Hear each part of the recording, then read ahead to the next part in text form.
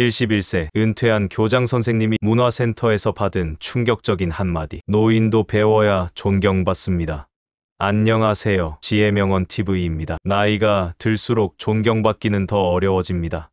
왜일까요? 단순히 나이만으로는 어른이 될 수 없기 때문입니다. 오늘부터 8일간 여러분과 함께 나눌 이야기는 71세 이정우 선생님의 깨달음입니다. 그가 문화센터에서 만난 사람들을 통해 배운 진짜 어른이 되는 법을 들어보세요. 혹시 이런 경험 있으신가요? 나이 들었다고 당연히 대접받을 거라 생각했는데 오히려 사람들이 피하는 것 같다는 느낌. 자식 자랑을 했는데 사람들 표정이 별로인 것 같다는 서운함. 젊은 사람들이 나를 꼰대라고 여기는 것 같다는 서글픔. 이 모든 고민의 답이 여기 있습니다. 진짜 품격 있는 노년을 만드는 8가지 비밀을 알려드릴게요. 이 이야기를 끝까지 들으시면 여러분도 자연스럽게 존경받는 어른이 되실 수 있습니다. 나이 드는 것이 축복이 되는 그날까지 함께 가보시죠.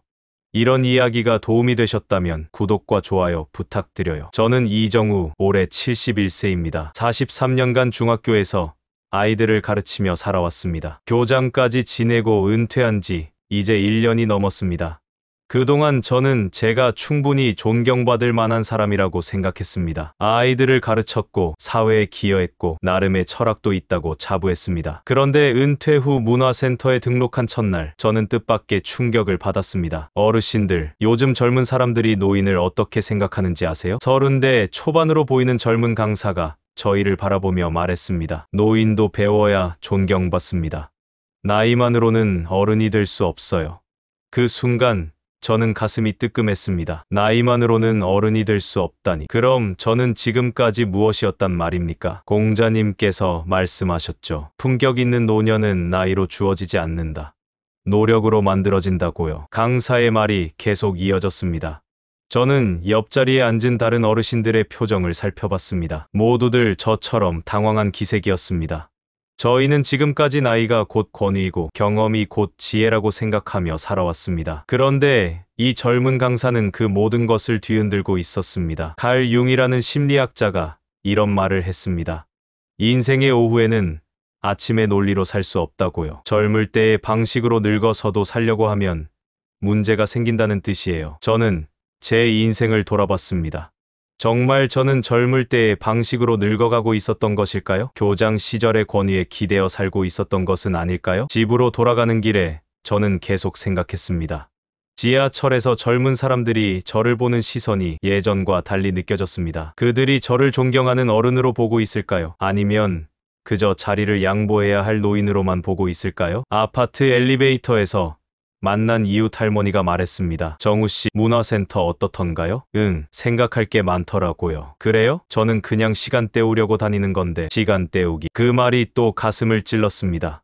저는 은퇴 후 무엇을 하며 살고 있었나요? 정말 그냥 시간을 때우며 살고 있었던 것은 아닐까요? 집에 도착해서 거울을 봤습니다.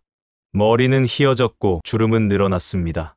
하지만 제 눈에는 여전히 무언가 배우려는 의지가 남아 있었습니다. 아니, 어쩌면 이제야 진짜 배움이 시작되는 것일지도 모릅니다. 그날 밤 저는 오랫동안 잠들지 못했습니다. 강사의 말이 계속 머릿속을 맴돌았습니다. 노인도 배워야 존경받습니다. 나이만으로는 어른이 될 수 없습니다. 그렇다면 저는 어떤 어른이 되어야 할까요? 다음 날 아침 저는 결심했습니다. 이제부터라도 진짜 어른이 되어보자. 나이 들어서도 배우고 성장하는 사람이 되어보자. 그래서 정말 존경받을 만한 노인이 되어보자. 문화센터에서 만날 다른 어르신들을 생각하니 궁금했습니다. 그들은 어떤 사람들일까요? 저처럼 충격을 받은 사람들도 있을까요? 아니면 이미 답을 알고 있는 사람들도 있을까요? 특히 눈에 띄는 할머니가 있었습니다. 강미라라는 분이었는데 늘 단정한 옷차림에 밝은 미소를 띠고 있었습니다. 그분을 보면 자연스럽게 고개가 숙여졌습니다. 나이는 저와 비슷한데 왜 그분은 그렇게 품이 있어 보일까요? 반대로 목소리가 큰 할아버지도 있었습니다. 조한길이라는 분이었는데 늘 자신의 이야기를 하느라 바빴습니다. 사람들은 그분 말을 들을 때 피곤한 표정을 짓곤 했습니다. 저도 모르게 그분을 피하고 싶어졌습니다. 그런 제 마음을 발견하고 깜짝 놀랐습니다. 혹시 다른 사람들도 저를 그렇게 생각하고 있는 것은 아닐까요? 또 다른 할아버지는 박은철이라는 분이었습니다. 늘 아들 자랑을 하시는 분이었습니다. 처음엔 대단하다고 생각했는데 자꾸 반복되니 지겨워졌습니다. 저도 가끔 아들 이야기를 하는데 혹시 사람들이 저에게도 그런 느낌을 받고 있는 것은 아닐까요? 그리고 신예자라는 할머니도 있었습니다. 이분은 가끔 편견 섞인 말씀을 하셨습니다. 젊은 사람들이나 특정 지역 사람들에 대해 안 좋게 말하곤 했습니다. 듣고 있으면 불편했습니다. 저도 모르게 그런 편견을 가지고 있지는 않을까요? 이런 사람들을 만나면서 저는 깨달았습니다. 나이가 들면 자동으로 어른이 되는 것이 아닙니다. 오히려 나이가 들수록 더 조심해야 합니다. 더 배워야 합니다. 더 성장해야 합니다. 그날 밤 저는 스스로에게 다짐했습니다. 존경받는 노인이 되기 위해서는 8가지 성찰이 필요하다고 말입니다. 첫째, 나이만으로 어른이 될 수 없다는 겸손함을 가져야 합니다. 둘째, 말이 많아질수록 존경은 멀어진다는 것을 기억해야 합니다. 셋째, 자랑은 관계를 허문다는 진실을 받아들여야 합니다. 넷째, 선입견은 마음의 감옥이라는 것을 깨달아야 합니다. 다섯째, 외모 관리는 존엄을 지키는 첫걸음임을 알아야 합니다. 여섯째, 존경은 요구하는 것이 아니라 끌어당기는 것임을 배워야 합니다. 일곱째, 허세는 공허함의 또 다른 이름임을 인정해야 합니다. 여덟째, 조용히 그러나 빛나는 노년을 위해 노력해야 합니다. 또한 절대 하지 말아야 할 5가지 행동도 마음에 새겼습니다. 첫째, 나이를 앞세워 대접을 요구하지 말아야 합니다. 둘째, 과거의 권위나 지위를 자랑하지 말아야 합니다. 셋째, 젊은 사람들을 무시하거나 훈계하려 들지 말아야 합니다. 넷째, 자식이나 손자 자랑으로 대화를 독점하지 말아야 합니다. 다섯째, 편견과 고정관념으로 사람을 판단하지 말아야 합니다. 그날 밤 저는 일기를 쓰기 시작했습니다. 오랫동안 하지 않았던 일기를, 오늘 있었던 일들을 기록하고 제 마음을 들여다보기 위해서였습니다. 일기의 첫 줄에 이렇게 썼습니다. 나이만으로는 어른이 될 수 없다. 오늘부터 진짜 어른이 되는 연습을 시작한다. 그리고 이어서 썼습니다. 품격 있는 노년은 나이로 주어지지 않는다. 노력으로 만들어진다. 공자님의 말씀처럼 저도 이제부터 그 노력을 시작해야겠다. 다음 날 문화센터에 갈 때 저는 새로운 마음가짐으로 나섰습니다. 더 이상 나이에 기대지 않겠습니다. 더 이상 과거의 권위에 의존하지 않겠습니다. 오늘부터 진짜 배우는 사람이 되겠습니다. 그리고 다른 어르신들을 더 자세히 관찰해 보겠습니다. 그들에게서 배울 점은 배우고 조심해야 할 점은 조심하겠습니다. 그래서 정말 존경받을 만한 노인이 되겠습니다. 문화센터 입구에서 강미라 할머니와 마주쳤습니다. 안녕하세요, 정우씨. 안녕하세요, 미라씨. 그분의 인사를 받으며 저는 생각했습니다. 저분은 어떻게 저렇게 자연스럽게 존경받을 수 있을까요? 오늘은 더 자세히 관찰해 봐야겠습니다. 문화센터에 다닌 지 일주일이 지났습니다. 저는 매일 새로운 것들을 관찰하고 배우고 있었습니다. 특히 조한길 할아버지를 보면서 많은 생각을 하게 되었습니다. 조한길 어르신은 65세로 저보다 나이는 적지만 목소리만큼은 가장 컸습니다. 어떤 주제든 상관없이 항상 할 말이 있었고 자신의 경험담을 길게 늘어놓는 분이었습니다. 그거 말이에요. 제가 젊었을 때는 말입니다.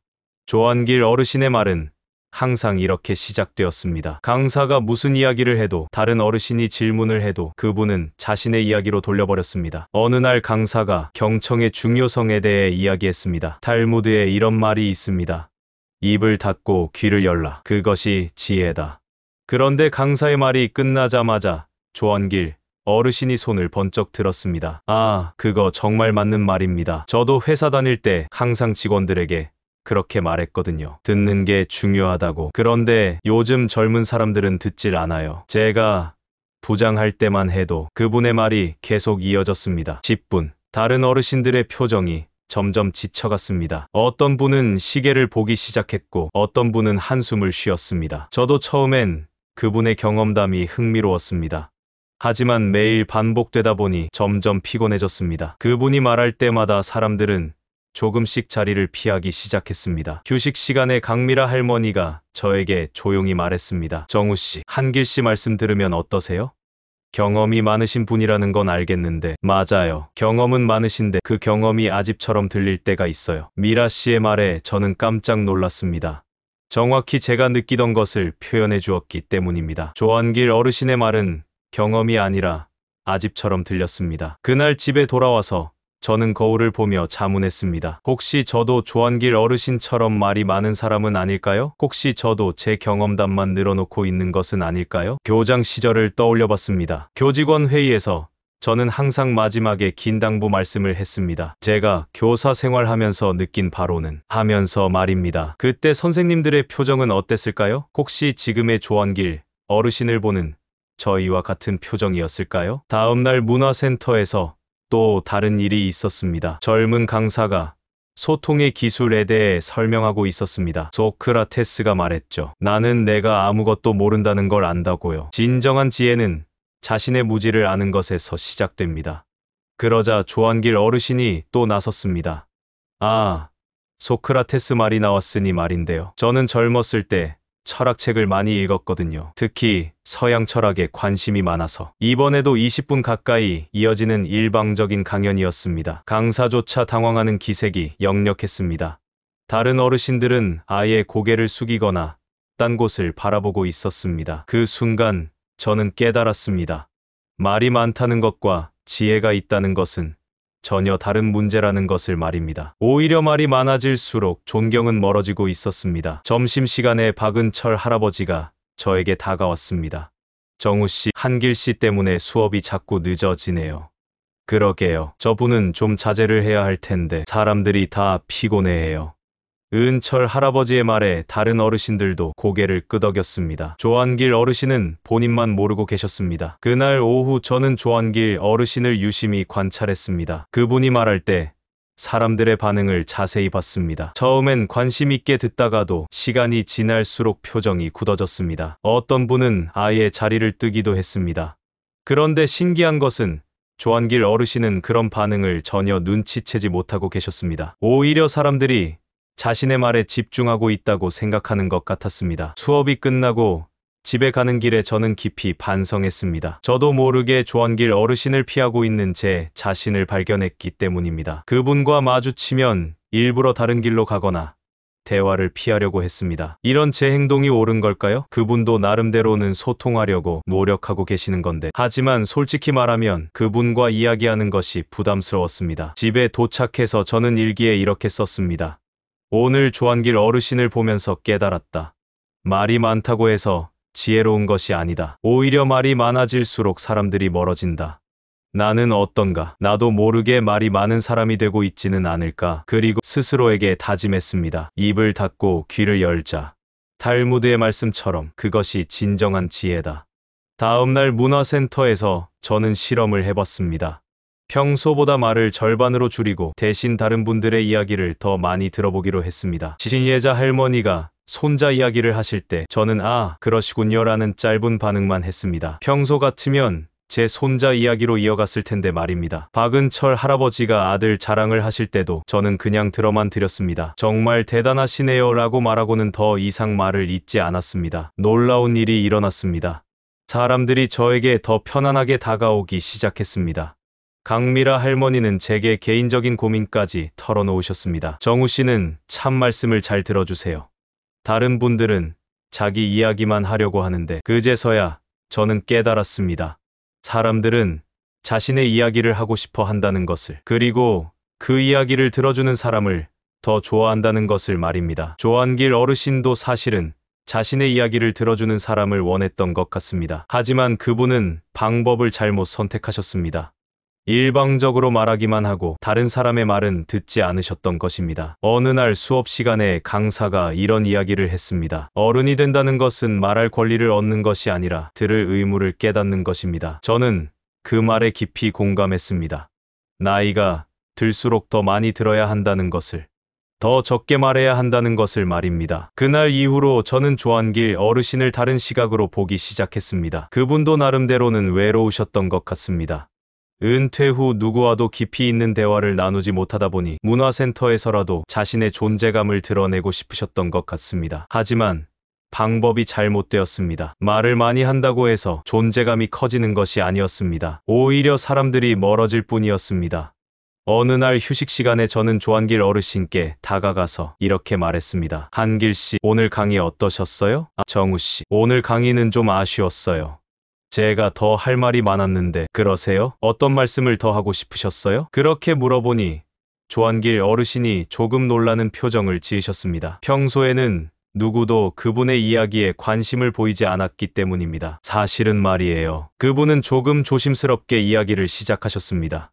평소의 일방적인 강연 톤이 아니라 대화하는 톤으로 말입니다. 그리고 중간중간 제 반응을 살피시면서 말씀하셨습니다. 저는 깨달았습니다. 조한길 어르신도 진짜 대화를 원하고 계셨다는 것을. 하지만 그동안 혼자만 말하는 습관 때문에 진짜 소통의 기회를 놓치고 계셨던 것입니다. 그날 이후로 저는 스스로에게 더욱 엄격한 기준을 적용했습니다. 첫째, 하루에 하는 말의 양을 절반으로 줄이겠습니다. 둘째, 다른 사람이 말할 때는 끝까지 들어보겠습니다. 셋째, 제 경험담을 꺼내기 전에 한 번 더 생각해 보겠습니다. 넷째, 상대방이 정말 제 이야기를 듣고 싶어 하는지 확인하겠습니다. 다섯째, 대화는 혼자 하는 것이 아니라 함께 하는 것임을 기억하겠습니다. 며칠 후 놀라운 변화가 일어났습니다. 조한길 어르신이 예전보다 말을 줄이기 시작하신 것입니다. 아마도 제가 진심으로 들어드리자 굳이 큰 소리로 어필할 필요가 없다고 느끼신 것 같았습니다. 어느 날 수업이 끝나고 조한길 어르신이 저에게 다가오셨습니다. 정우 씨, 고맙습니다. 뭘 고마워하세요? 제 말을 들어주셔서요. 사실 저도 알고 있었어요. 제가 말이 너무 많다는 것을. 하지만 어떻게 해야 할지 몰라. 말을 안 하면 아무도 저에게 관심을 갖지 않을 것 같아서. 그 순간 저는 마음이 뭉클했습니다. 조한길 어르신도 저처럼 외로우셨던 것입니다. 다만 그 외로움을 표현하는 방식이 달랐을 뿐이었습니다. 한길 씨, 말을 많이 한다고 해서 사람들이 더 좋아하는 건 아닌 것 같아요. 맞아요. 이제야 깨달았어요. 그날 저는 일기에 이렇게 썼습니다. 오늘 깨달았다. 말이 많아질수록 존경은 멀어진다는 것을. 진정한 소통은 말하는 것이 아니라 듣는 것에서 시작된다는 것을. 나이가 들수록 더 많이 들어야 한다. 소크라테스의 말처럼 나는 내가 아무것도 모른다는 것을 안다. 그래서 더 많이 들어야 한다. 탈무드의 말씀이 다시 한번 가슴에 와 닿았습니다. 입을 닫고 귀를 열라. 그것이 지혜다. 정말 그랬습니다. 입을 닫고 귀를 열 때 비로소 진정한 지혜가 보이기 시작했습니다. 문화센터에 다닌 지 한 달이 지났습니다. 저는 매일 새로운 깨달음을 얻고 있었습니다. 특히 박은철 할아버지를 보면서 또 다른 중요한 교훈을 배우게 되었습니다. 박은철 어르신은 74세로 저희 중에서 가장 연세가 많으신 분이었습니다. 그분은 항상 밝은 표정을 지으고 계셨고 사람들과 어울리기를 좋아하셨습니다. 하지만 한 가지 특징이 있었습니다.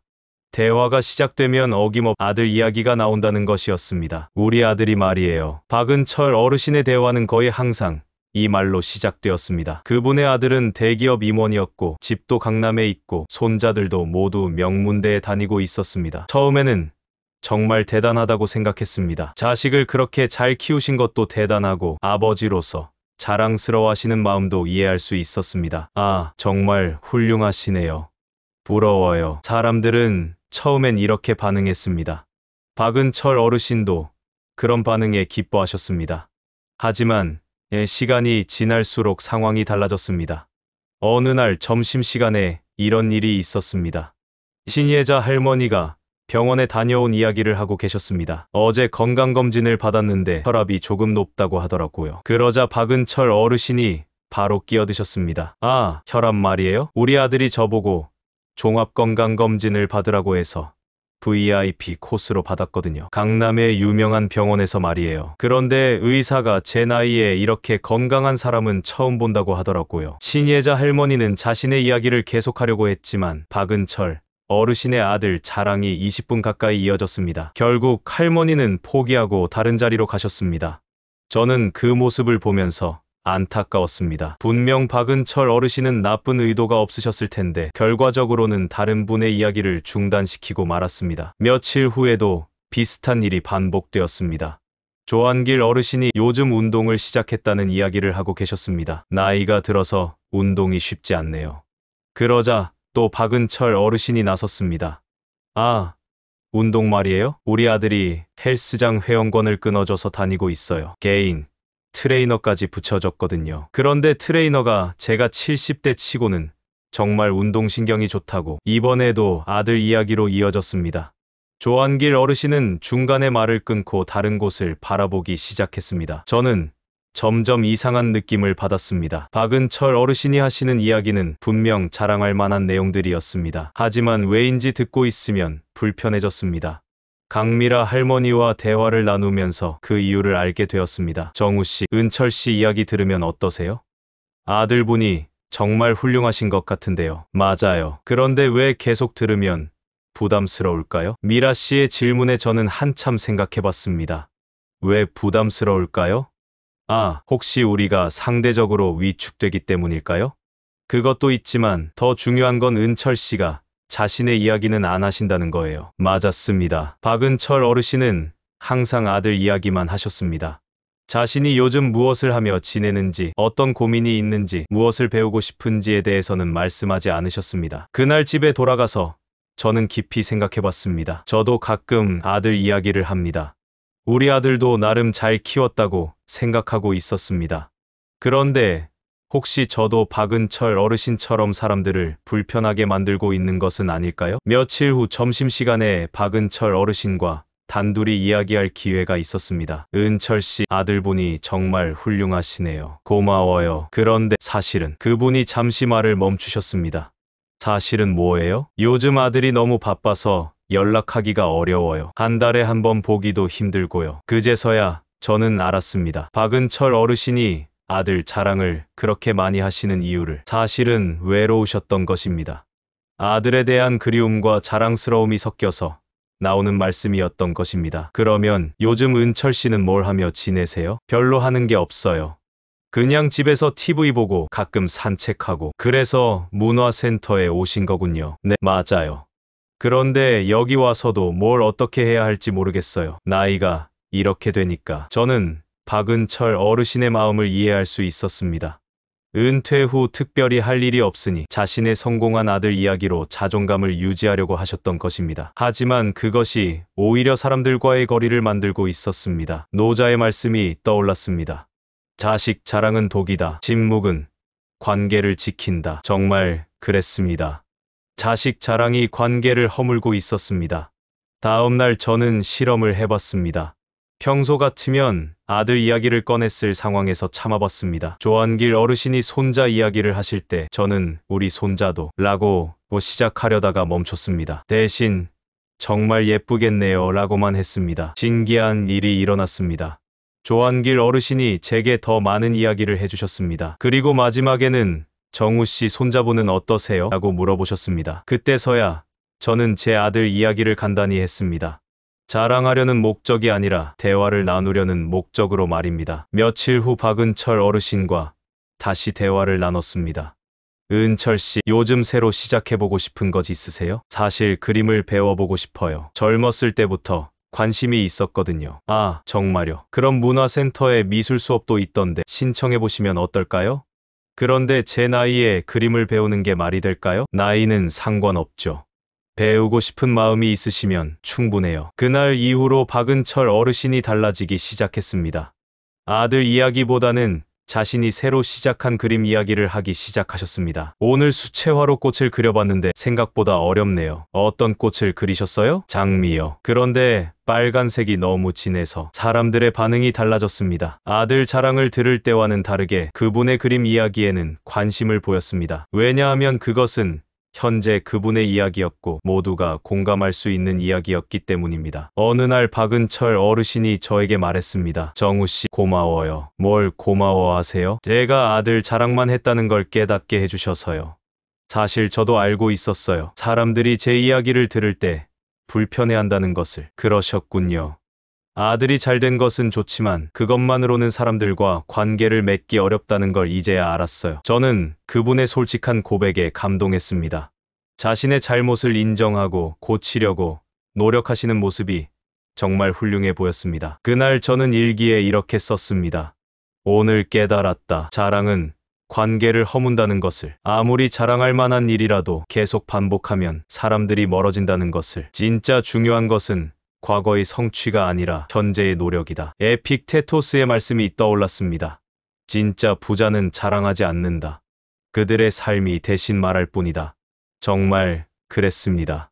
진짜 품격 있는 사람은 자랑하지 않습니다. 그들의 삶 자체가 이미 충분히 말하고 있기 때문입니다. 며칠 후 문화센터에서 새로운 어르신이 오셨습니다. 그분도 성공한 자식 이야기를 하기 시작했습니다.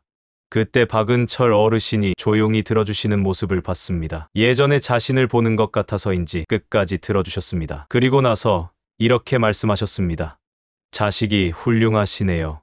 그런데 어르신은 요즘 뭘 하며 지내세요? 새로운 어르신이 당황하는 표정을 지었습니다. 아무도 자신에게 그런 질문을 해본 적이 없었기 때문입니다. 저는 박은철 어르신의 변화에 감동했습니다. 자신의 경험을 바탕으로 다른 사람을 배려하고 계셨습니다. 그날 이후로 저는 스스로에게 더욱 엄격한 원칙을 세웠습니다. 첫째, 자식이나 손자 자랑은 정말 필요할 때만 하겠습니다. 둘째, 자랑을 할 때도 상대방의 반응을 살피겠습니다. 셋째, 과거의 성취보다는 현재의 노력에 대해 말하겠습니다. 넷째, 다른 사람의 자랑을 들을 때는 끝까지 들어주겠습니다. 다섯째, 자랑 대신 현재의 관심사나 취미에 대해 이야기하겠습니다. 한 달 후 박은철 어르신이 그림 전시회에 작품을 하는 소식을 들었습니다. 아마추어 부문이었지만 그분은 정말 행복해하셨습니다. 정우 씨, 제 그림이 전시된다니 믿어지지 않아요. 정말 축하드려요. 열심히 노력하신 결과네요. 아들도 와서 봐준다고 하더라고요. 이번엔 제가 아들에게 자랑할 수 있겠어요. 그분의 얼굴에는 진짜 자신감이 있었습니다. 아들의 성취가 아니라 자신의 성취로 인한 자신감이었습니다. 전시회 당일 저희 문화센터 어르신들이 모두 가서 박은철 어르신의 그림을 봤습니다. 그분의 그림 앞에는 많은 사람들이 모여 있었습니다. 정말 70대에 시작하신 게 맞아요? 네, 맞습니다. 1년 전에 시작했어요. 대단하시네요. 사람들의 진심 어린 칭찬을 받는 박은철 어르신의 모습을 보면서 저는 깨달았습니다. 진짜 자랑할 만한 것은 남의 성취가 아니라 자신의 노력이라는 것을. 나이가 들어서도 새로운 것에 도전하는 용기야말로 정말 자랑스러운 일이라는 것을 말입니다. 그날 저도 새로운 결심을 했습니다. 아들 자랑 대신 제가 새로 배우고 있는 것들에 대해 이야기하기 시작했습니다. 서예를 배우기 시작했고 독서 모임에도 참여했습니다. 사람들의 반응이 달랐습니다. 제 도전에 관심을 보이고 응원해 주었습니다. 때로는 함께 배우자고 제안하기도 했습니다. 노자의 말씀이 다시 한번 가슴에 와 닿았습니다. 자식 자랑은 독이다. 침묵은 관계를 지킨다.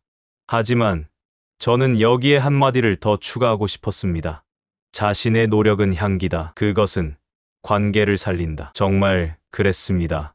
자식 자랑은 관계를 허물지만 자신의 진짜 노력은 관계를 더욱 돈독하게 만들었습니다. 문화센터에 다닌 지 2달이 지났습니다. 저는 조한길 어르신과 박은철 어르신을 통해 많은 것을 배웠습니다. 하지만 가장 큰 충격을 준 것은 친예자 할머니와의 경험이었습니다. 친예자 할머니는 70세로 외모도 단정하고 말씀도 차분하셨습니다. 하지만 가끔 하시는 말씀들이 저를 불편하게 만들었습니다. 요즘 젊은 사람들은 예의가 없어. 저 지역 사람들은 원래 그래. 그 나라 사람들은 믿을 수가 없어. 이런 말씀들이었습니다. 처음에는 그냥 어르신의 개인적인 생각이라고 여겼습니다. 하지만 시간이 지날수록 이런 말씀들이 자주 반복되었고 저는 점점 불편함을 느끼게 되었습니다. 어느 날 문화센터에 새로운 강사가 오셨습니다. 김수진이라는 30대 초반의 젊은 여성이었는데 문학 강의를 담당하게 되셨습니다. 안녕하세요. 김수진입니다. 앞으로 한국 문학사를 함께 공부하게 되었습니다. 강사님의 첫 인사는 정말 인상적이었습니다. 목소리도 좋고 준비도 철저해 보였습니다. 저는 기대가 되었습니다. 그런데 수업이 끝나고 신예자 할머니가 제게 다가와서 말했습니다. 정우 씨, 새 강사 어떻게 보세요? 괜찮은 것 같은데요? 준비도 잘 해오시고. 그런데 저분 사투리가 들리지 않았어요? 사투리요? 네, 분명 경상도 사투리 억양이 있어요. 저는 그 지역 사람들하고는 별로. 신예자 할머니는 말을 흐렸지만 무슨 뜻인지 알 수 있었습니다. 특정 지역에 대한 편견을 가지고 계신 것 같았습니다. 저는 당황했습니다. 강사님의 출신이 어디든 상관없다고 생각했는데 할머니는 벌써 그런 것으로 판단하고 계셨습니다. 할머니, 출신지가 중요한가요? 강의 내용이 좋으면 되는 거 아닌가요? 그렇긴 하지만 정우 씨는 잘 모르실 거예요. 저는 예전에 그 지역 사람들 때문에 안 좋은 일을 겪었거든요. 아, 그런 개인적인 경험이 있으셨구나 싶었습니다. 하지만 그렇다고 해서 모든 사람을 같은 기준으로 판단하는 것은 옳지 않다고 생각했습니다. 다음 주 강의 시간에 김수진 강사님이 정말 멋진 강의를 해주셨습니다. 이상문학상 수상 분석해 주시는데 설명이 너무 명확하고 재미있었습니다. 문학은 단순히 글이 아닙니다. 그 시대의 정신이고 작가의 철학입니다. 여러분도 인생을 살아오시면서 각자의 철학이 생기셨을 텐데요. 강사님은 저희를 존중하면서도 쉽게 설명해 주셨습니다. 저는 정말 감동했습니다. 수업이 끝나고 저는 신예자 할머니에게 물어봤습니다. 할머니, 오늘 강의 어떠셨어요? 내용은 좋았어요. 그런데요? 아직도 그 사투리 억양이 신경 쓰여요. 왠지 믿음이 안 가요. 저는 놀랐습니다. 그렇게 좋은 강의를 들었는데도 여전히 출신 지역 때문에 편견을 가지고 계셨습니다. 며칠 후 김수진 강사님과 개인적으로 이야기할 기회가 있었습니다. 강사님, 어디 출신이세요? 부산입니다. 혹시 사투리가 많이 나요? 아니에요. 전혀 신경 안 써요. 강의가 너무 좋아서요. 감사합니다. 사실 서울에서 강의할 때 가끔 걱정이 되거든요. 아직도 지역 편견이 있는 분들이 계셔서. 강사님의 말을 듣고 가슴이 아팠습니다. 젊은 강사님도 그런 편견을 의식하고 계셨던 것입니다. 그런 걱정 안 하셔도 돼요. 강의 내용이 중요한 거지 출신이 뭐가 중요해요. 고맙습니다. 정우 어르신 같은 분들이 계셔서 용기가 나요. 그날 집에 돌아와서 저는 깊이 생각해봤습니다. 신예자 할머니의 편견은 어디서 온 것일까요? 그리고 저는 과연 편견이 없을까요? 솔직히 말하면 저도 가끔 편견을 가질 때가 있었습니다. 젊은 사람들은 버릇없다. 외국인들은 이해하기 어렵다. 이런 생각들을 한 적이 있었습니다. 다음 주에 더 충격적인 일이 일어났습니다. 김수진 강사님이 문학사에서 지역별 작가들을 소개하면서 자신의 고향인 부산 출신 작가들도 언급하셨습니다. 부산 출신 작가들의 특징은 바다와 관련된 서정성이 풍부하다는 것입니다. 조정래, 김정현 작가 등이 대표적이죠. 그때의 신예자 할머니가 손을 들었습니다. 강사님, 혹시 고향이 그쪽이라서 편향적으로 설명하시는 건 아닌가요? 순간 강의실이 조용해졌습니다. 다른 어르신들도 당황한 표정이었습니다. 김수진 강사님의 얼굴이 빨개졌습니다. 아닙니다. 객관적인 문학사적 사실을 말씀드린 것입니다. 그런가요? 그런데 강사님 말투를 들어보니 확실히 그 지역 분이신 것 같던데 저는 더 이상 참을 수 없었습니다. 혜자씨, 강사님 출신이 어디든 상관없지 않습니까? 강의 내용이 좋으면 되는 거 아닌가요? 정우씨는 모르실 거예요. 저는 예전 일과 지금은 다르지 않습니까? 강사님은 강사님이고 예전 그 사람은 그 사람이잖아요. 신예자 할머니가 잠시 말을 멈추셨습니다. 다른 어르신들도 저를 바라봤습니다. 공자님 말씀 아시죠? 백문이 불여일견, 한번 보고 듣기 전엔 판단하지 마라. 그날 수업이 끝나고 김수진 강사님이 저에게 고맙다고 하셨습니다. 어르신, 감사합니다. 사실 많이 상처받았어요. 죄송해요. 모든 어르신이 그런 건 아니에요. 알고 있어요. 하지만 아직도 이런 일이 있다니 안타까워요. 그날 밤 저는 오랫동안 생각했습니다. 신예자 할머니의 편견은 어떻게 생긴 것일까요? 아마도 과거에 안 좋은 경험이 있으셨을 것입니다. 하지만 그 경험 때문에 모든 사람을 같은 잣대로 판단하는 것은 옳지 않습니다. 며칠 후 저는 신예자 할머니와 진솔한 대화를 나눠봤습니다. 혜자씨, 혹시 예전에 어떤 일이 있으셨나요? 왜 그런 걸 물어보세요? 김수진 강사님에 대해 그렇게 생각하시는 이유가 궁금해서요. 할머니는 한참 망설이시다가 이야기를 해주셨습니다. 젊었을 때 사업을 하다가 그 지역 사람에게 크게 당한 적이 있어요. 그 일로 정말 힘들었거든요. 그런 일이 있으셨구나요. 그래서 그 지역 사람들만 보면 자꾸 그때 일이 생각나요. 저는 할머니의 마음을 이해할 수 있었습니다. 트라우마가 있으셨던 것입니다. 하지만 혜자씨, 그 사람과 김수진 강사님은 다른 사람이잖아요. 머리로는 알고 있어요. 하지만 마음이 그게 안 돼요. 그럼 김수진 강사님을 개인적으로 알아가 보시면 어떨까요? 선입견 대신 실제 모습을 보시면. 할머니는 고개를 끄덕이셨지만 여전히 확신이 없어 보였습니다. 다음 주에 특별한 일이 일어났습니다. 문화센터에서 작은 발표회를 열었는데 김수진 강사님이 자신의 성장 이야기를 들려주셨습니다. 저는 어릴 때 아버지를 일찍 여의었습니다. 어머니 혼자서 저를 키우셨는데 정말 어려운 시절이었어요. 하지만 어머니는 저에게 항상 말씀하셨어요. 사람을 미워하지 말고 편견을 갖지 말라고. 강사님의 이야기가 계속 이어졌습니다. 가난했지만 공부를 포기하지 않았던 이야기, 장학금을 받아서 대학을 다닌 이야기, 지역 편견 때문에 힘들었던 이야기, 지금도 가끔 제 출신 때문에 편견을 받을 때가 있어요. 하지만 저는 그런 편견을 이해로 바꿔보려고 노력해요. 미움으로는 아무것도 해결되지 않거든요. 저는 신예자 할머니를 슬쩍 봤습니다. 할머니의 눈에 눈물이 맺혀 있었습니다.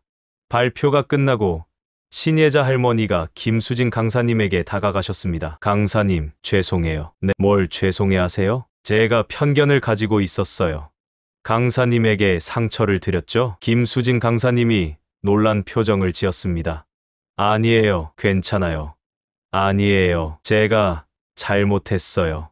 개인적인 경험 때문에 강사님을 제대로 보지 못했어요. 어르신, 이제 알겠어요. 편견은 결국 저 자신을 가두는 벽이라는 것을. 그날 저는 정말 감동했습니다.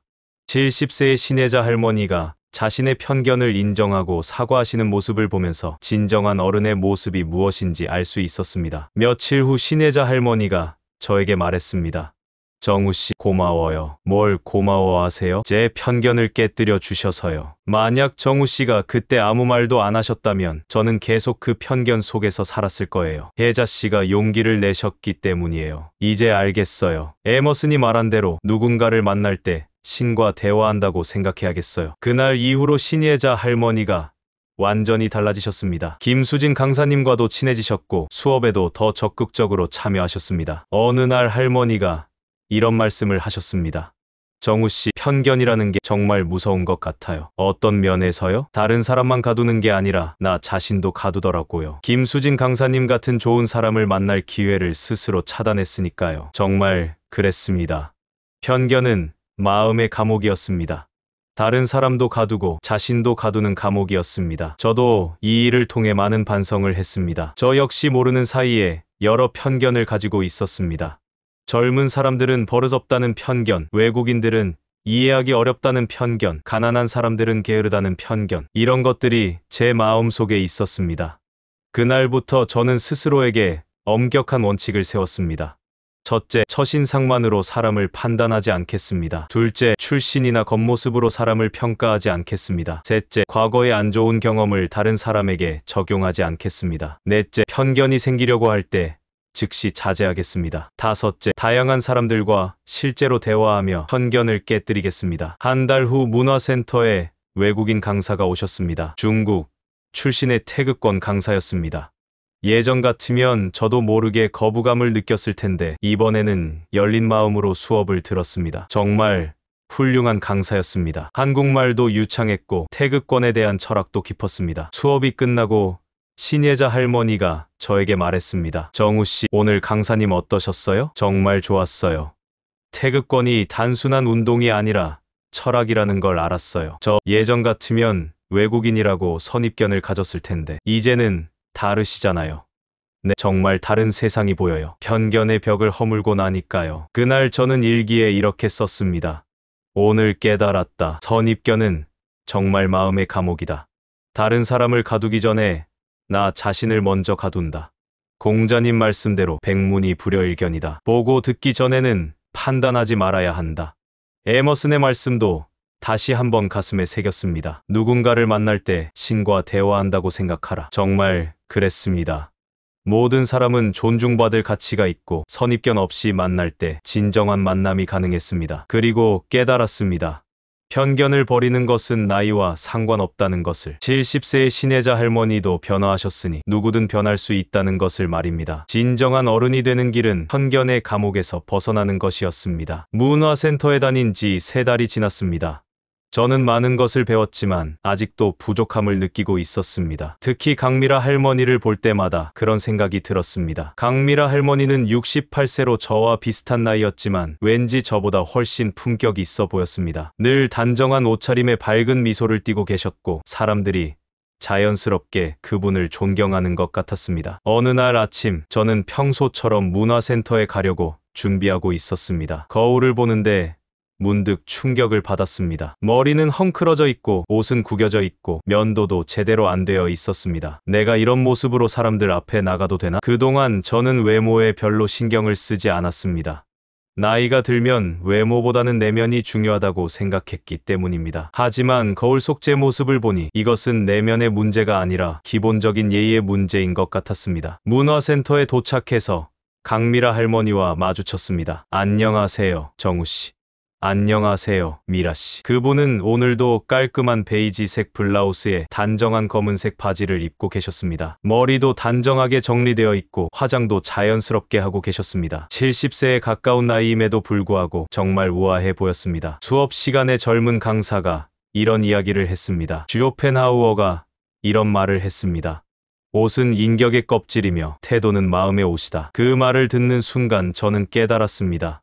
외모는 단순히 겉모습이 아니라 다른 사람에 대한 예의이고 자신에 대한 존중이라는 것을 말입니다. 수업이 끝나고 저는 용기를 내서 강미라 할머니에게 다가갔습니다. 미라 씨, 혹시 여쭤봐도 될까요? 네, 무엇이든요. 항상 옷을 어떻게 그렇게 단정하게 입으세요? 저는 뭘 입어야 할지도 모르겠고 강미라 할머니가 웃으시며 대답했습니다.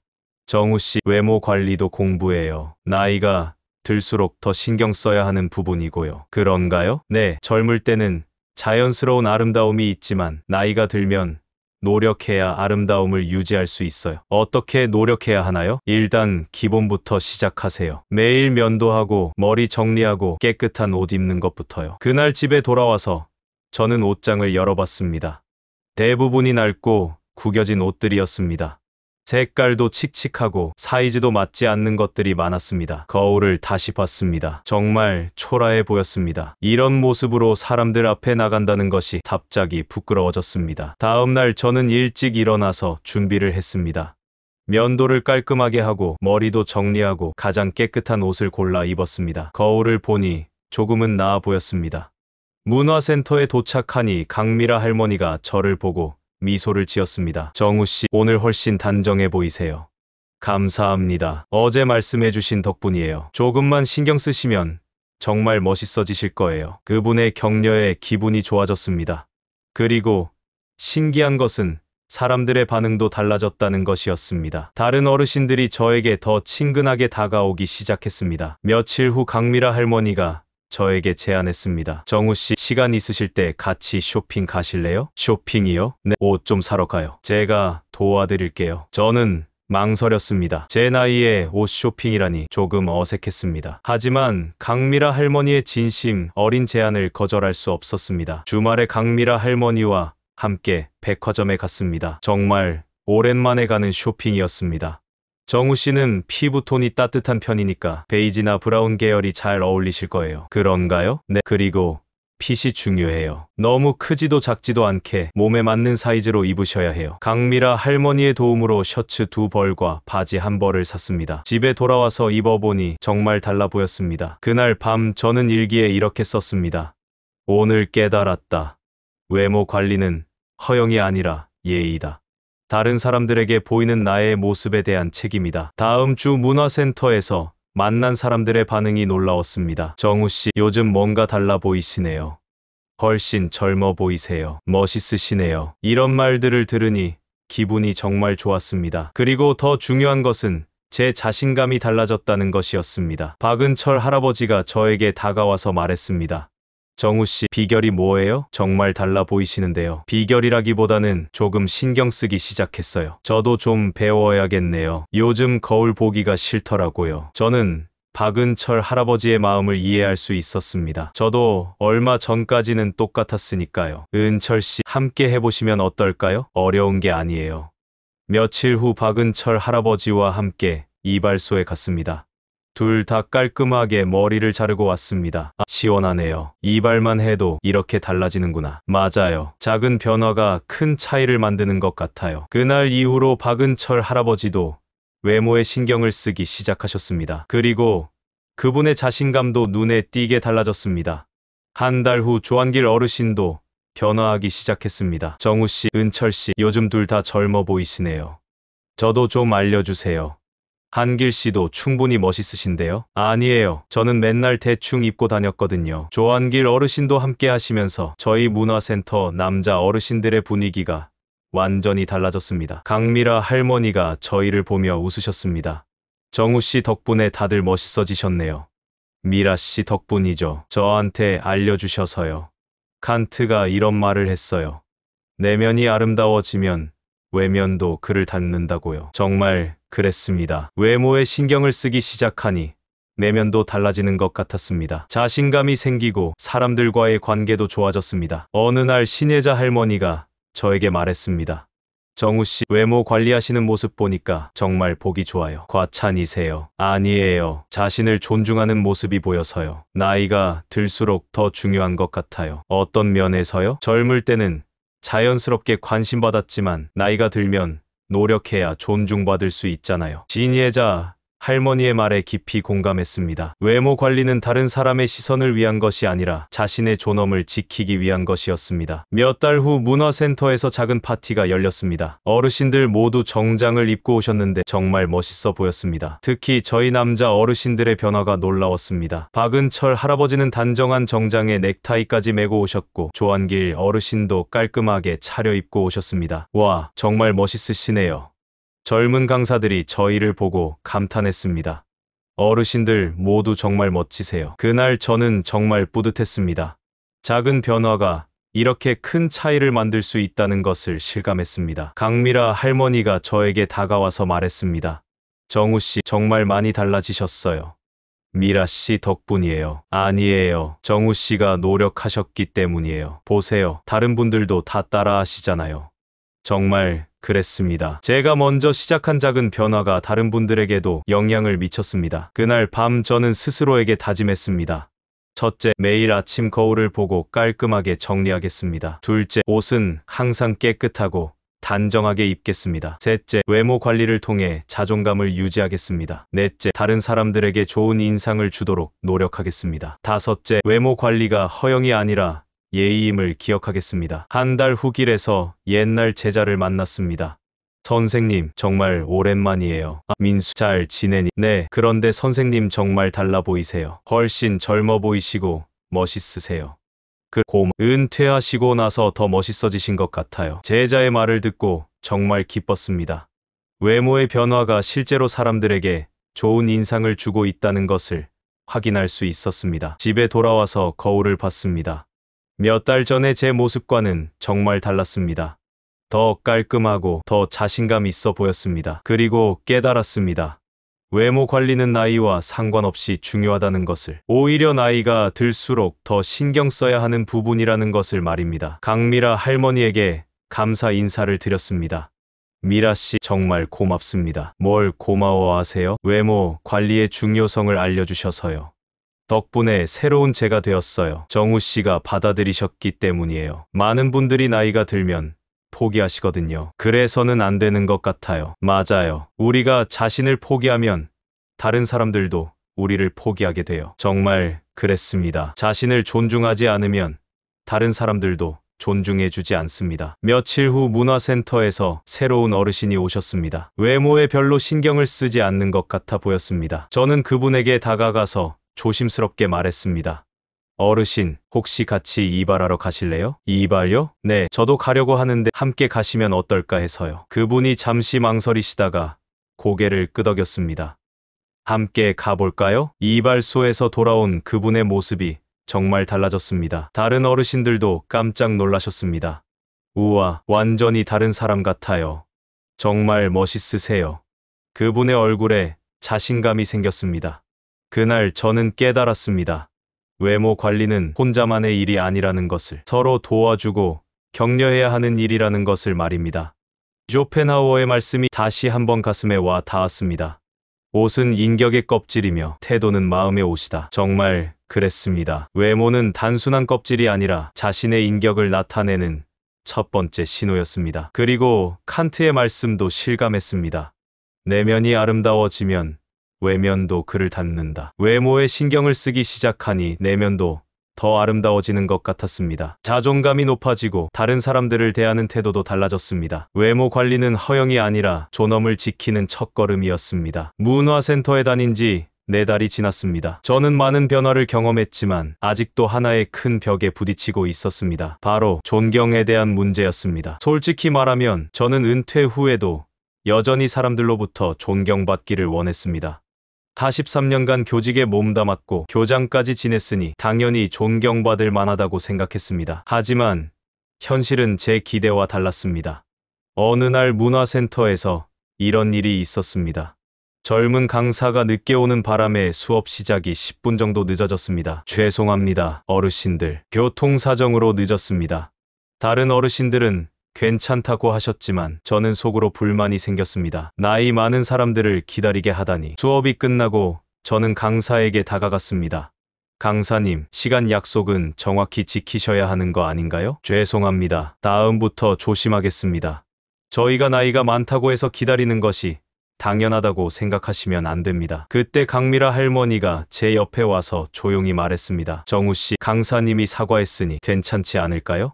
하지만 미라 씨, 기본적인 예의는 지켜야 하는 거 아닌가요? 물론이지만 너무 엄하게 하실 필요는 없을 것 같은데요. 그날 집에 돌아가면서 저는 찜찜한 기분이었습니다. 제가 잘못 행동한 것일까요? 하지만 저는 옳은 말을 한 것 같았습니다. 며칠 후 비슷한 일이 또 일어났습니다. 점심시간에 젊은 직원이 저희 자리를 치우러 왔는데 인사를 하지 않고 그냥 일을 시작했습니다. 학생, 어른한테 인사부터 하는 게 예의 아닌가? 안녕하세요. 그리고 허락도 없이 치우면 어떡해? 죄송합니다. 그 직원은 당황한 표정으로 일을 마쳤습니다.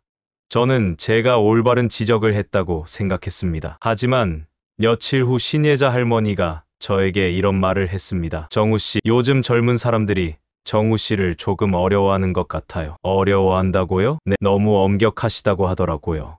저는 그냥 기본적인 예의를 말한 것뿐인데요. 그렇긴 하지만 방식이 좀 부드러웠으면 좋겠어요. 그날 밤 저는 많은 생각을 했습니다. 정말 제가 너무 엄격한 것일까요? 아니면 요즘 젊은 사람들이 예의가 없는 것일까요? 다음날 문화센터에서 맹자의 명언에 대한 강의가 있었습니다. 존경은 명령으로 얻어지는 것이 아니라 덕으로 끌어당겨지는 것이다. 그 말을 듣는 순간 저는 깜짝 놀랐습니다.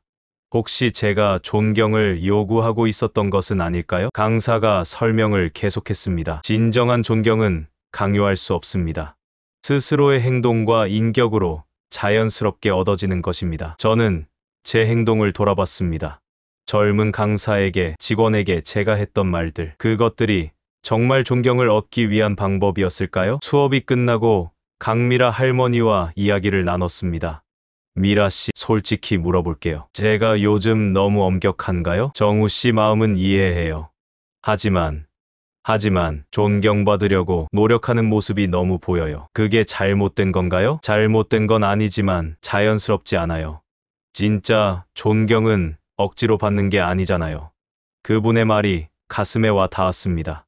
저는 정말 존경받으려고 노력하고 있었습니다. 그리고 그 노력이 오히려 사람들을 멀어지게 만들고 있었던 것 같습니다. 며칠 후 저는 실험을 해봤습니다.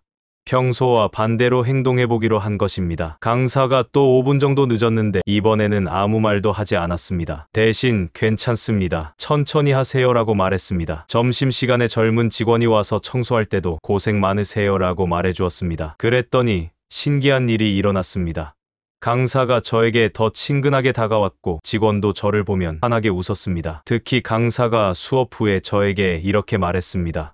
정우 어르신, 항상 이해해 주셔서 감사해요. 덕분에 마음 편하게 강의할 수 있어요. 그 말을 듣고 저는 깨달았습니다. 존경은 엄격함으로 얻는 것이 아니라 배려로 얻는 것이라는 것을 말입니다. 다음 주에 더 큰 시험이 있었습니다. 문화센터에서 자리 배치를 새로 했는데 제가 늘 앉던 앞자리에 다른 어르신이 앉아 계셨습니다. 평소 같으면 제가 늘 앉던 자리인데 라고 말했을 것입니다. 하지만 이번에는 다르게 행동해봤습니다. 어르신, 그 자리가 편하시죠? 저는 뒤에 앉을게요. 아, 죄송해요. 몰라. 아니에요. 괜찮아요. 저는 어디서나 잘 들어요. 그렇게 뒷자리에 앉았습니다. 처음에는 조금 불편했지만 시간이 지나면서 오히려 편해졌습니다. 그리고 더 중요한 것은 다른 어르신들의 반응이었습니다. 정우 씨 정말 배려심이 깊으시네요. 자리를 양보해 주시다니 고마워요. 이런 말들을 들으니 기분이 좋았습니다. 그리고 깨달았습니다. 존경은 권리를 주장할 때가 아니라 권리를 양보할 때 생긴다는 것을 말입니다. 며칠 후 조한길 어르신이 저에게 다가왔습니다. 정우 씨, 요즘 정말 달라 보이세요. 어떻게 달라 보이나요? 더 편안해 보이고 사람들이 정우 씨를 더 좋아하는 것 같아요. 그런가요? 예전에는 좀 딱딱해 보였는데 지금은 정말 어른다우세요. 어른답다는 말을 듣고 뜻밖의 감동받았습니다. 제가 그동안 원했던 것이 바로 어른다운 모습이었는데 그것이 엄격함이 아니라 배려에서 나온다는 것을 알게 되었습니다. 한 달 후 문화센터에서 작은 의견 충돌이 있었습니다. 어떤 프로그램을 할지를 두고 어르신들 사이에 의견이 나뉜 것입니다. 서예가 좋겠어요. 아니에요. 요가가 더 목소리가 점점 높아졌습니다. 평소 같으면 저도 제 의견을 강하게 주장했을 텐데 이번에는 다르게 행동했습니다. 두 프로그램 다 좋은 것 같은데 다수결로 정하시면 어떨까요? 정우 씨 의견은 어떠세요? 저는 어떤 것이든 상관없어요. 다들 좋아하시는 걸로 하시죠. 결국 서예로 정해졌습니다. 저는 요가를 더 선호했지만 불만을 표하지 않았습니다.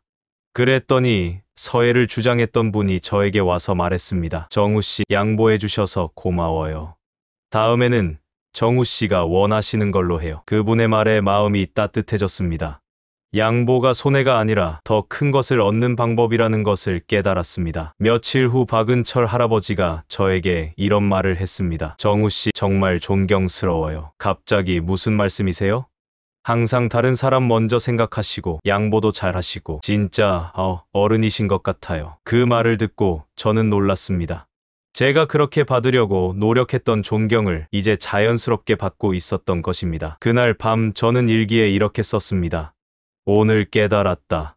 존경은 요구하는 것이 아니라 끌어당기는 것이다. 권위를 내세울 때가 아니라 권위를 내려놓을 때 진짜 권위가 생긴다. 법정 스님의 말씀이 떠올랐습니다.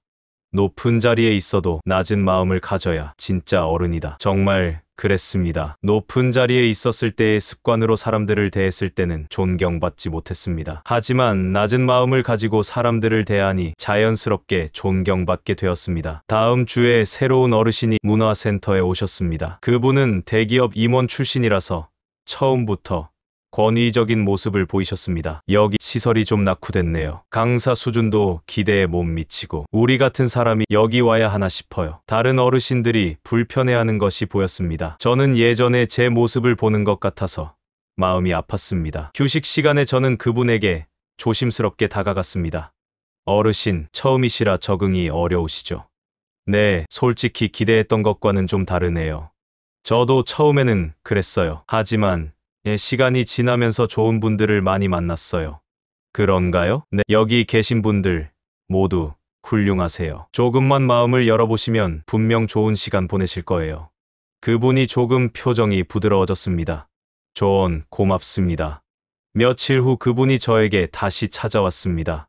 정우 씨 말씀대로 해봤더니 정말 좋은 분들이 많더라고요. 다행이네요. 그런데 정우 씨는 어떻게 그렇게 겸손하세요? 교장 선생님 출신이시면서 겸손한 게 아니라 배우고 있는 거예요. 배운다고요? 네, 나이가 들수록 더 많이 배워야 한다는 걸 깨달았어요. 그분이 진지한 표정으로 고개를 끄덕였습니다.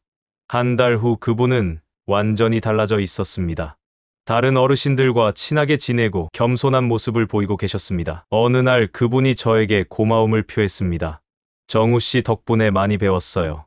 제가 뭘 했다고요? 진짜 어른이 무엇인지 보여주셨어요. 존경받는 방법을 가르쳐 주셨고요. 그 말을 듣고 저는 뿌듯했습니다. 제가 배운 것을 다른 분에게 전할 수 있었다는 것이 기뻤습니다. 그날 저는 스스로에게 새로운 원칙들을 세웠습니다. 첫째, 존경은 요구하지 않고 자연스럽게 얻겠습니다. 둘째, 권위를 내세우지 않고 배려로 마음을 얻겠습니다. 셋째, 엄격함보다는 따뜻함으로 사람들을 대하겠습니다. 넷째, 자리를 양보하고 의견을 수렴하겠습니다. 다섯째, 새로운 사람들에게는 먼저 마음을 열어주겠습니다. 몇 달 후 문화센터에서 어르신 대표를 뽑는 일이 있었습니다. 저는 전혀 기대하지 않았는데 다른 어르신들이 저를 추천해 주셨습니다. 정우 씨가 가장 적합한 것 같아요. 항상 다른 사람 배려하시고 겸손하시니까요. 정우 씨라면 모든 분들이 좋아하실 거예요. 결국 저는 어르신 대표로 선출되었습니다. 정말 뜻밖이었습니다. 대표가 된 후에도 저는 같은 태도를 유지했습니다. 권위를 내세우지 않고 모든 분들의 의견을 듣고 양보할 것은 양보했습니다. 어느 날 강미라 할머니가 저에게 말했습니다. 정우 씨 정말 많이 변하셨어요. 어떻게 변했나요? 예전에는 존경받으려고 애쓰시는 모습이 보였는데 지금은 자연스럽게 존경받고 계세요. 그런가요? 네, 그게 바로 맹자가 말한 덕으로 끌어당기는 존경인 것 같아요. 정말 그랬습니다. 존경은 명령으로 얻어지는 것이 아니라 덕으로 끌어당겨지는 것이었습니다. 그리고 깨달았습니다. 권위는 내려놓을 때 오히려 무게가 실린다는 것을. 존경은 요구할 때가 아니라 포기할 때 찾아온다는 것을 말입니다. 맹자의 말씀이 다시 한번 가슴에 와 닿았습니다. 존경은 명령으로 얻어지는 것이 아니라 덕으로 끌어당겨지는 것이다. 그리고 법정 스님의 말씀도 깊이 새겼습니다. 높은 자리에 있어도 낮은 마음을 가져야 진짜 어른이다. 존경은 정말 요구하는 것이 아니었습니다. 자연스럽게 끌어당기는 것이었습니다. 문화센터에 다닌 지 6개월이 지났습니다. 저는 이제 완전히 다른 사람이 된 것 같습니다. 조한길 어르신의 말 많음을 통해 경청의 가치를 배웠고 박은철 어르신의 자랑을 통해 겸손의 필요성을 깨달았습니다. 진예자 할머니의 편견을 통해 열린 마음의 중요성을 알았고 강미라 할머니의 단정함을 통해 외모 관리의 의미를 배웠습니다. 그리고 제 자신의 권위적 태도를 통해 진정한 존경의 의미를 깨달았습니다. 하지만 마지막으로 한 가지 더 배워야 할 것이 있었습니다. 바로 허세에 대한 것이었습니다. 어느 날 조한길 어르신이 새로운 시계를 차고 오셨습니다. 명품 시계였습니다. 와, 한길 씨 시계 정말 멋있으시네요.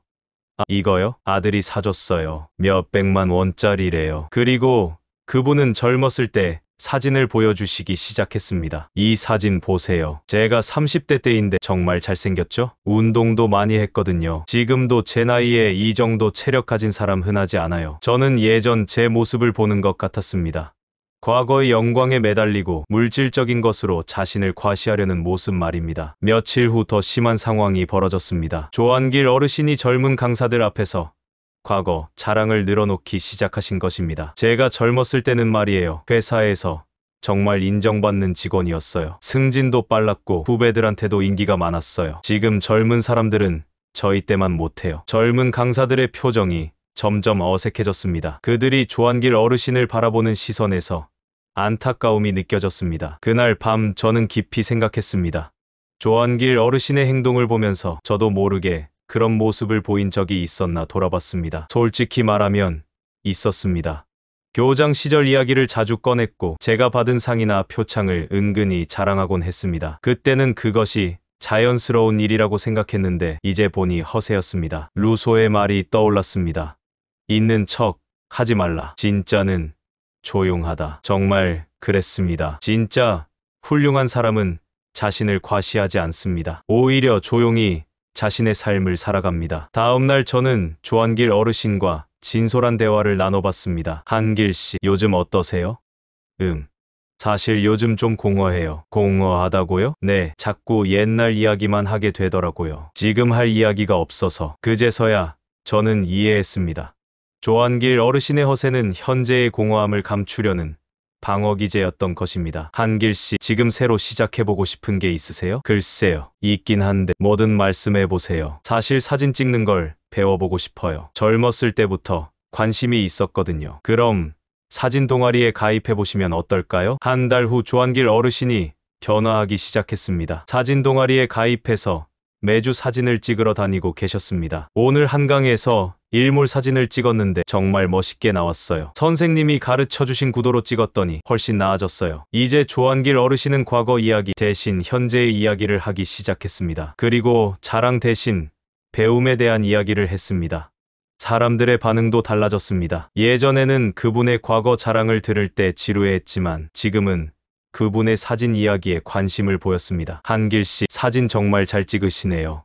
어떤 카메라 쓰세요? 저 배워보고 싶어요. 조한길 어르신의 얼굴에 진짜 자신감이 생겼습니다. 허세가 아닌 진짜 자신감이었습니다. 어느 날 그분이 저에게 말했습니다.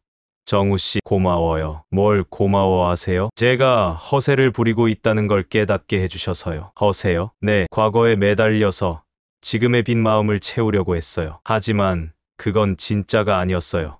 그분의 솔직한 고백에 감동했습니다. 지금은 어떠세요? 지금은 진짜 제가 된 것 같아요. 나이 들어서도 새로운 걸 배우고 있으니까요. 장자의 말씀이 떠올랐습니다. 껍데기를 벗겨낼수록 진짜가 보인다. 정말 그랬습니다. 허세라는 껍데기를 벗겨내니 진짜 조한길 어르신이 보였습니다. 그날 저는 저 자신도 돌아봤습니다. 저에게도 아직 허세가 남아있지는 않을까요? 솔직히 말하면 가끔 교장 출신이라는 것을 은근히 내세울 때가 있었습니다. 젊은 사람들과 이야기할 때 내가 교육자였는데 라는 말을 하곤 했습니다. 하지만 이제는 그런 말을 하지 않기로 했습니다. 과거의 지위보다는 현재의 모습이 더 중요하다는 것을 깨달았기 때문입니다. 몇 주 후 저는 새로운 취미를 시작했습니다.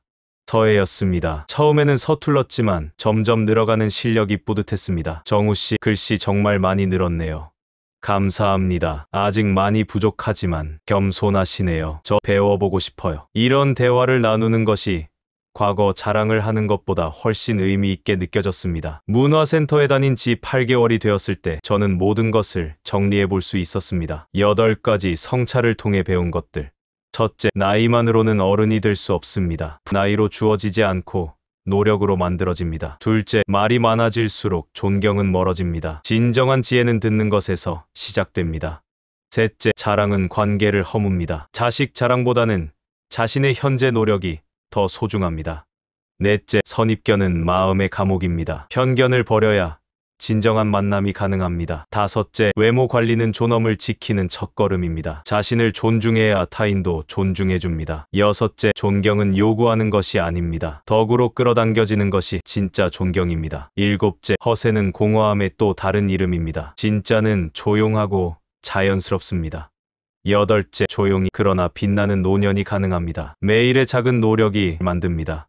그리고 절대 하지 말아야 할 5가지. 첫째, 나이를 앞세워 대접을 요구하지 말 것. 둘째, 과거의 권위나 지위를 자랑하지 말 것. 셋째, 젊은 사람들을 무시하거나 훈계하려 들지 말 것. 넷째, 자식이나 손자 자랑으로 대화를 독점하지 말 것.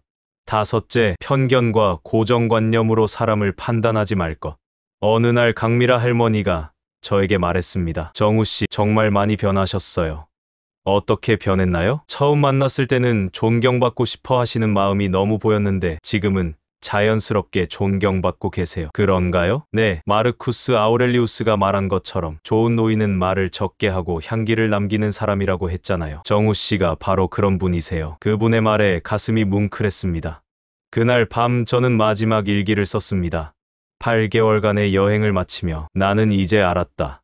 존경받는 노년은 꾸며서 되는 것이 아니라 날마다 자신을 닦는 데서 나온다는 것을. 조용히 듣고 겸손히 배우고 따뜻하게 배려하고 자연스럽게 양보할 때 진정한 어른이 된다는 것을. 그리고 마지막 문장을 썼습니다. 고목에도 꽃이 핀다. 부미는 늙지 않는다. 정말 그랬습니다. 나이가 들어도 얼마든지 아름다운 꽃을 피울 수 있었습니다. 품격이라는 꽃을 말입니다.